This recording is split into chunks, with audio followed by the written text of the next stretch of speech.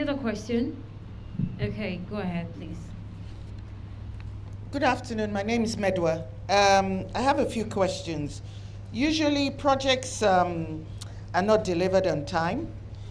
If this is the case with IPG, by how many months or years has it been defaulted, and why? That's one question. The other one is that you capped for the student accommodation, it's capped at 8% net. So what happens if the property is doing better or vice versa? Can you tell me within the 3 years and after the 3 years, what goes on? I'll stop there first.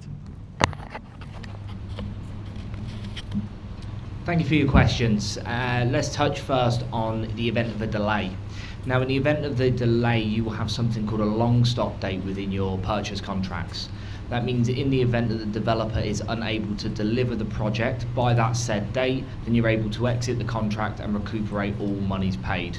That is standard in every single one of IPG's contracts and typically is 12 months after the target completion date. But it can vary from project to project. We have got some that are 6 months, haven't we? So we have got some that are 6 months. So that's your protection element.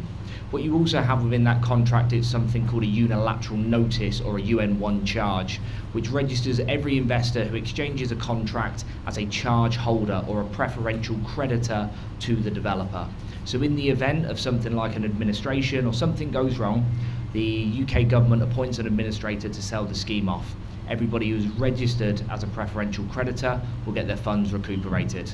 So hopefully that answers the first question. The second question about the 8% net, you are correct, that is capped for the first 3 years. Now, in the event the apartments actually achieve more than 8%, that's great news for me because I get the difference. As we step into year 4, then you make the difference.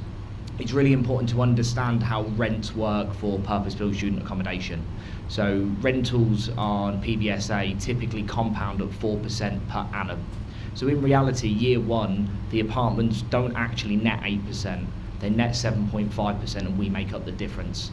It means that by the time you get to year 4, you're exceeding the 8% mark and you've got a nice, consistent and comfortable stream of income.